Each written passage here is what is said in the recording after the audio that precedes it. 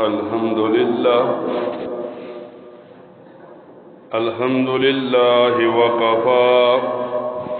وسلام على عباده الذين اصطفى خصوصا على سيد الرسل وخاتم الأنبياء أما بعد فأعوذ بالله من الشيطان الرجيم بسم الله الرحمن الرحيم قال الله تبارك وتعالى وما أرسلناك إلا رحمة للعالمين صدق الله مولانا العظيم إن الله وملائكته يصلون على النبي يا أيها الذين آمنوا صلوا عليه وسلموا تسليما اللهم صل على محمد وعلى آل محمد كما صليت على إبراهيم وعلى آل إبراهيم إنك حميد مجيد اللهم بارك على محمد وعلى آل محمد كما باركت على إبراهيم وعلى آل إبراهيم إنك حميد مجيد ربیع الاول کا مہینہ شروع ہے۔ ربیع الاول کے مہینے کو نبی کریم صلی اللہ علیہ وسلم کی ذات کے ساتھ خاص تعلق ہے۔ اسی مناسبت سے قرآن کریم کی ایک آیت مبارکہ کا ایک حصہ تلاوت کیا۔ اللہ رب العزت ارشاد فرماتے ہیں وَمَا أَرْسَلْنَاكَ إِلَّا رَحْمَةً لِلْعَالَمِينَ، ہم نے آپ کو تمام جہانوں کے لیے رحمت بنا کر بھیجا۔ اب اللہ تعالی انسان کو دن و رات کے اندر ہزاروں نعمتوں کے ساتھ نوازتا ہے۔ ایک انسان پیدا ہوتا ہے، اللہ تعالیٰ کی نعمتیں شروع ہو جاتی ہیں، انسان کی موت تک یہ سلسلہ چلتا رہتا ہے، لیکن کبھی ایسا نہیں ہوا کہ اللہ تعالیٰ نے یہ بتایا ہو کہ میں نے انسان پر انعام کیے۔ لیکن دو نعمتیں انسان کو اللہ تعالیٰ نے ایسی دی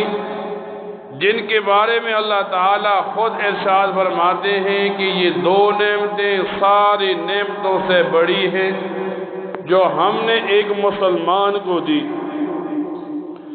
اللہ تعالیٰ قرآن کریم میں ارشاد فرماتے ہیں اليوم اکملت لکم دینکم واتممت علیکم نعمتی، کہ اللہ تعالیٰ نے نبی کریم صلی اللہ علیہ وسلم کے ذریعے دین اسلام کے تمام احکامات کو بھیج دیا، اور یہ دین اسلام ایسا دین فطرت ہے کہ ایک انسان کی زندگی کے اندر جتنے بھی مسائل آتے ہیں اللہ تعالیٰ نے ان کا حل رکھ دیا۔ تو پہلا مذہب اسلام ہے جس کے بارے میں اللہ تعالیٰ فرماتے ہیں یہ اتنی بڑی نعمت ہے کہ اللہ تعالیٰ بار بار اس کا انسان کے سامنے تذکرہ کرتے ہیں۔ دوسرا اللہ تعالیٰ فرماتے ہیں لَقَدْ مَنَّ اللَّهُ عَلَى الْمُؤْمِنِينَ اِذْ بَعَثَ فِيهِمْ رَسُولًا، کہ اللہ تعالیٰ نے ایمان والوں پر انعام کیا اور انہی میں سے نبی کریم صلی اللہ علیہ وسلم کو پیغمبر بنا کر بھیج دیا۔ اب ایک انسان جب قرآن کریم کا مطالعہ کرتا ہے، جب تفاسیر کو پڑھتا اور سنتا ہے تو اس نتیجے پر پہنچ جاتا ہے کہ اللہ تعالیٰ ان دو نعمتوں کا تذکرہ کر کے بتانا چاہتے ہیں کہ یہ دو نعمتیں ایسی ہیں جو انسان کی دنیا اور آخرت کو نکھار دیں گی۔ ایک آدمی مسلمان ہے، کتنا بھی گنہگار ہوگا، ایک دن آئے گا وہ جنت میں پہنچ جائے گا۔ اسی طرح ایک آدمی جو نبی کریم صلی اللہ علیہ وسلم کا امتی ہوگا، اللہ تعالیٰ کے پاک پیغمبر نبی کریم صلی اللہ علیہ وسلم کبھی نہ کبھی اس کی سفارش کریں گے۔ اب اللہ تعالیٰ نے قرآن کریم میں ارشاد فرمایا کہ ہم نے نبی کریم صلی اللہ علیہ وسلم کو رحمت بنا کر بھیجا، تو ایک آدمی کے ذہن میں یہ سوال اٹھ سکتا ہے کہ نبی کریم صلی اللہ علیہ وسلم کو صرف انسانوں کی طرف رحمت بنا کر بھیجا، لیکن جب سیرت کی کتابوں کو پڑھا جاتا ہے تو انسان اس نتیجے پر پہنچتا ہے کہ نبی کریم صلی اللہ علیہ وسلم کی ذات دنیا کی ہر چیز کے لیے نعمت ہے۔ مثال کے طور پر ایک دن ایسا ہوا، نبی کریم صلی اللہ علیہ وسلم ظہر یا عصر کی نماز پڑھا رہے تھے۔ نبی علیہ السلام نے نماز پڑھائی تو نماز میں کہیں بھول گئے۔ اب عام آدمی کا بھولنا اور ہوتا ہے، نبی اور پیغمبر کا بھولنا خاص ہوتا ہے۔ صحابی لکھتے ہیں نبی علیہ السلام جب بھول گئے، اب لوگ پریشان، لوگوں کے ذہن میں نہیں آتا مسئلے کا حل کیا ہوگا، تو اللہ تعالیٰ نے نبی علیہ السلام کی بھول کو نعمت بنا دیا اور یوں بتا دیا کہ ایک انسان سے جب نماز میں بھول ہو جائے اور آخر میں سجدہ سہو کر لے تو ساری نماز مکمل ہو جاتی ہے۔ تو نبی علیہ السلام جب بھولے، آپ نے سجدہ سہو کیا، آپ کی بھول امت کے لیے رحمت بن گئی۔ اب ایک مسلمان قیامت تک جب بھی نماز میں بھولے گا تو اس کے لیے یہ نعمت ہے کہ وہ سجدہ کرے گا تو نماز مکمل ہو جایا کرے گی۔ فرماتے ہیں ایک دن ایسا ہوا، نبی کریم صلی اللہ علیہ وسلم اور سارے صحابہ کرام سو گئے، یہاں تک کہ صبح کی نماز قضا ہونے کی قریب ہوئی۔ نبی علیہ السلام بیدار ہوئے، حضرت بلال بیدار ہوئے۔ اب نبی علیہ السلام کی نماز کی تاخیر یہ امت کے لیے ایک رحمت تھی۔ ہوا یوں کہ جب نبی علیہ السلام بیدار ہوئے تو امت کو قضا کا طریقہ بتا دیا کہ ایک مسلمان جب وقت پر نماز نہ پڑھے تو اس نماز کی قضا کر لے۔ تو سیرت کی کتابوں میں یوں آتا ہے نبی علیہ السلام کا سونا بھی امت کے لیے رحمت تھا، نبی علیہ السلام کا جاگنا بھی رحمت تھا، آپ کا بھولنا بھی اس امت کے لیے رحمت تھا۔ یوں آتا ہے سیرت کی کتابوں میں نبی کریم صلی اللہ علیہ وسلم بار بار اپنے رب کے سامنے ہاتھ اٹھاتے اور دعا کرتے، اللہ تعالی میری امت پر ایسا عذاب مسلط نہ کرنا کہ ان کی شکلیں نہ بدل جائیں۔ آج یہ امت پہلی امتوں جیسے سارے گناہ کر رہی ہے، لیکن صرف نبی علیہ السلام کی دعاؤں کا یہ فیض ہے کہ آج یہ امت ہر قسم کے ان عذابوں سے بچ گئی جو پہلی امتوں پر آتے تھے۔ فرماتے ہیں جب انسان انسانوں کو دیکھتا ہے تو نبی علیہ السلام کی ذات رحمت نظر آتی ہے، لیکن جب جانوروں کی طرف دیکھتے ہیں، نبی علیہ السلام گلی سے گزر رہے تھے، سامنے سے ایک اونٹ آیا اور اونٹ بیٹھ گیا، اونٹ کے آنکھوں سے آنسو آ رہے ہیں۔ نبی علیہ السلام نے اونٹ سے سوال کیا تو اونٹ کہنے لگا میرا مالک مجھ سے کام تو پورا لیتا ہے لیکن چارہ کم ڈالتا ہے۔ نبی علیہ السلام نے اس کے مالک کو بلایا اور پھر اسے یہ حکم دے دیا کہ جتنا کام لیتے ہو چارہ بھی اتنا ہی ڈالا کرو۔ یعنی انسان جب سوچتا ہے نبی علیہ السلام کی ذات کو رحمت کے اعتبار سے، تو جہاں انسانوں کے لیے آپ کی ذات رحمت تھی، وہاں اسی طرح جانوروں کے لیے بھی رحمت تھی۔ پھر یہاں تک آتا ہے نبی کریم صلی اللہ علیہ وسلم کے نبوت ملنے سے پہلے یوں ہوتا، عرب میں جب کوئی عورت پیدا ہوتی، کوئی بچی پیدا ہوتی، اسے قتل کر دیا جاتا، ان لوگوں کے ذہن میں یہ بات ہوتی تھی کہ بیٹی بڑی ہوگی، جوان ہوگی، شادی ہوگی، کسی کے گھر میں جائے گی تو یہ ذلت کی بات بنے گی۔ لیکن جب نبی کریم صلی اللہ علیہ وسلم کی باری آئی، آپ نے عورت کو اتنی عزت دی۔ نبی علیہ السلام نے فرمایا جس کی 2 بیٹیاں پیدا ہوئیں اور اس نے ان کی اچھی پرورش کی، تعلیم دلوائی، پھر ان کی شادی کرا دی، تو نبی علیہ السلام فرماتے ہیں جب قیامت کا دن ہوگا تو وہ والد اور میں دونوں جس طرح ہاتھ کی 2 انگلیاں ملی ہوئی ہوتی ہیں اس طرح ہم ملے ہوئے ہوں گے۔ اب انسان جب دیکھتا ہے معاشرے کے اندر تو سب سے زیادہ معاشرے میں بگاڑ نظر اس وقت آتا ہے جب انسان کو بڑے چھوٹے میں تمیز نہیں رہتی۔ نبی کریم صلی اللہ علیہ وسلم کی ایک حدیث مبارکہ میں آتا ہے، نبی علیہ السلام نے فرمایا کسی آدمی نے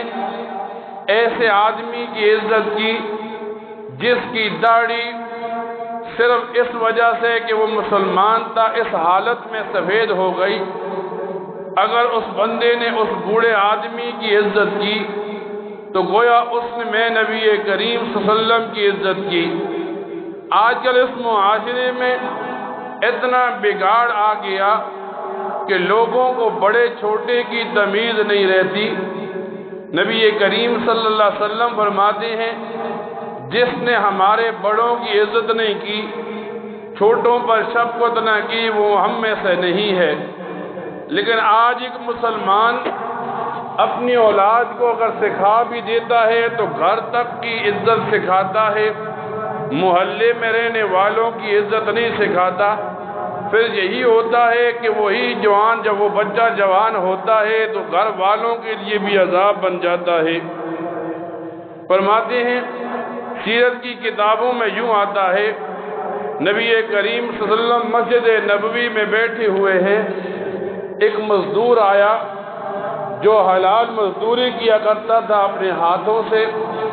اس نے نبی کریم صلی اللہ علیہ وسلم کو ہاتھ ملائے تو اس کے ہاتھوں میں سختی تھی کلہاڑا چلانے کی وجہ سے، تو نبی کریم صلی اللہ علیہ وسلم نے اس کے ہاتھوں کو پکڑ لیا اور یوں ارشاد فرمایا نبی کریم صلی اللہ علیہ وسلم نے، القاسم و حبیب اللہ، کہ حلال کمانے والا وہ اللہ کا دوست ہوتا ہے۔ یعنی نبی علیہ السلام کی یہ تعلیمات ہمیں اس طرف لے جاتی ہیں کہ ایک انسان اس معاشرے میں آتا ہے، دنیا کا کوئی ایسا مسئلہ اسے پیش نہیں آتا جس کا حل نبی کریم صلی اللہ علیہ وسلم نے اسے سکھا دیا ہو۔ یہاں تک سیرت کی کتابوں میں آتا ہے جب نبی علیہ السلام نے نبوت کا اعلان کیا، آپ کی اعلان نبوت کے بعد یوں ہوتا، آپ کعبۃ اللہ میں نماز پڑھ رہے ہوتے، کفار اونٹ ذبح کرتے، پھر اونٹ کی اجری نکالتے اور لا کر نبی کریم صلی اللہ علیہ وسلم پر رکھ دیتے۔ اسی طرح جہاں تک ممکن ہوتا وہ نبی کریم صلی اللہ علیہ وسلم کو اذیتیں دیتے، یہاں تک کہ نبی کریم صلی اللہ علیہ وسلم مکہ سے مدینہ ہجرت کر کے چلے گئے۔ پھر ایسا وقت بھی آیا جب مسلمانوں نے مکہ کو فتح کر لیا، اب وہ لوگ جو کافر سے ڈر رہے تھے کہ اب جب نبی علیہ السلام کی باری آئی ہے وہ کیا کریں گے، تو یوں آتا ہے سیرت کی کتابوں میں نبی کریم صلی اللہ علیہ وسلم نے یوں اعلان کیا، آج کے بعد کسی سے بدلہ نہیں لیا جائے گا۔ اور یہاں تک سیرت کی کتابوں میں آتا ہے ایک دفعہ نبی علیہ السلام نے اس آدمی سے چابی مانگی جس کے پاس خانہ کعبہ کی چابی تھی، اس نے چابی دینے سے انکار کر دیا۔ لیکن جب نبی علیہ السلام نے مکہ فتح کے موقع پر مکہ میں آئے، اس آدمی کے ہاتھ سے چابی لی، پھر واپس اس ہی کے ہاتھ میں ڈال دی اور دعا کر دی، قیامت تک یہ چابی تیرے خاندان میں رہے گی۔ اب ایک مسلمان جب نبی کریم صلی اللہ علیہ وسلم کی زندگی کو پڑھتا ہے تو نبی کریم صلی اللہ علیہ وسلم کی زندگی اسے استنجے تک کا طریقہ سکھاتی ہے کہ ایک مسلمان جب قضاء حاجت کرتا ہے تو کس طرح بیٹھے، کس طرح وہ استنجا کرے۔ اب ایک مسلمان جب نبی علیہ السلام کے ساتھ محبت کو ظاہر کرنا چاہتا ہے تو اسے بتایا جاتا ہے محبت اس وقت ہوگی جب تیرا عمل نبی کریم صلی اللہ علیہ وسلم کے عمل کی طرح ہوگا۔ اب یوں ہوتا ہے جب یہ ربیع الاول کا مہینہ شروع ہوتا ہے، ربیع الاول کے مہینے کے اندر ہر آدمی اس بات کو باور کراتا ہے کہ میں نبی کریم صلی اللہ علیہ وسلم کا عاشق ہوں۔ اب سوال کیا جاتا ہے جب آپ نبی علیہ السلام کے ساتھ محبت کرنے والے ہیں تو کس طرح محبت کی جائے گی؟ اب وہ آدمی من گڑت باتیں لاتا ہے، بدعات کو سامنے لاتا ہے، ہندوؤں کی رسموں کو سامنے لاتا ہے، کافروں کے طریقے کو سامنے لاتا ہے، پھر وہ لوگوں کو بتاتا ہے ربیع الاول کا مہینہ خوشیوں کا مہینہ ہے، اس مہینے میں نبی کریم صلی اللہ علیہ وسلم پیدا ہوئے، یہ عید میلاد النبی منانے کا مہینہ ہے، اس مہینے کی 12 تاریخ عید کا دن ہے، اس دن نبی علیہ السلام دنیا میں آئے، پھر وہ جھنڈیاں لگاتا ہے، پھر وہ راستے بند کر دیتا ہے، نہ اسے نماز کی فکر ہوتی ہے، نہ اسے شریعت کے اصولوں کا پتہ ہوتا ہے۔ اب ایک طرف نماز ہے، حضرت حسین وہاں بھوکے پیاسے موت کے قریب ہیں لیکن نماز نہیں چھوڑتے، اور یہ اس کے رسالت والا تھوڑا سا پیٹ بھرنے کے لیے نماز کو چھوڑ دیتا ہے اور پھر اس کے رسالت کا دعویٰ کرتا ہے۔ نبی علیہ السلام کی زندگی کے آخری دنوں کو بندہ پڑھتا ہے تو دیکھتا ہے کہ نبی علیہ السلام بیمار ہیں، مسجد نہیں آ سکتے، تو 2 صحابیوں کے کندھوں پر ہاتھ رکھ کر مسجد کو آ رہے ہیں اور آپ کے پاؤں گھسٹ رہے ہیں لیکن آپ نماز نہیں چھوڑتے۔ اب ایک آدمی کہتا ہے مجھے نبی علیہ السلام کے ساتھ محبت ہے، دیکھیں گے وہ نماز کے فریضے کو کہاں تک ادا کرتا ہے، کہاں تک اس بات پر عمل کرتا ہے جو نبی کریم صلی اللہ علیہ وسلم نے کیا۔ لیکن آج ایک آدمی عید میلاد النبی منا کر یہ باور کراتا ہے کہ آج میں ایک نیکی کا ایسا کام کر رہا ہوں جس نیکی کے بارے میں نبی کریم صلی اللہ علیہ وسلم کو بھی پتہ نہیں چلا۔ نبی کریم صلی اللہ علیہ وسلم کے صحابہ جو انگاروں پر لیٹتے، جو کئی دن بھوکے پیاسے رہتے، انہیں بھی پتہ نہیں چلا کہ یہ اتنا بڑا ثواب کا کام ہے۔ آج میں جب یہ کام کرتا ہوں تو میں اس مغالطے میں پڑ گیا کہ آج میں نے اس کی رسالت کا دعویٰ کر کے جو ایک جھوٹا دعویٰ کیا ہے، میں عاشق رسول بن گیا۔ اب ایک آدمی سے پوچھا جائے نبی کریم صلی اللہ علیہ وسلم کی ولادت کا مہینہ بھی ربیع الاول ہے، نبی علیہ السلام کی وفات کا مہینہ بھی ربیع الاول ہے۔ آپ دیکھیں جب 12 ربیع الاول کا دن ہوتا ہے، وہ لوگ جو جھوٹے عاشق ہیں بازاروں میں کھڑے ہیں، اذانیں مل رہی ہیں، اب تو یہاں تک بے حیائی ہو گئی کہ یہ لوگ وہاں ناچتے ہیں نبی کی ولادت کی خوشی میں، حالانکہ انہیں پتہ ہی نہیں نبی کی ولادت کی تاریخ کے بارے میں۔ اب ایک آدمی چاہتا ہے میں نبی کی میلاد کے دن خوشی مناؤں تو کیا کرے؟ تو نبی علیہ السلام نے طریقہ سکھایا۔ صحابی فرماتے ہیں نبی علیہ السلام نے سوار کا روزہ رکھا، آپ ہر سوار کا روزہ رکھتے، ہم نے سوال کیا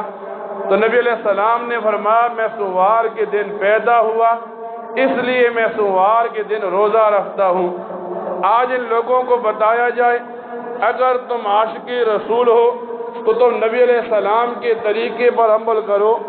12 ربیع الاول کو اگر عید کا دن ہے تو خوشی مناؤ۔ اب ایک آدمی جو عقل مند ہے اسے بتایا جائے جب عید الاضحیٰ عید کا دن ہوتا ہے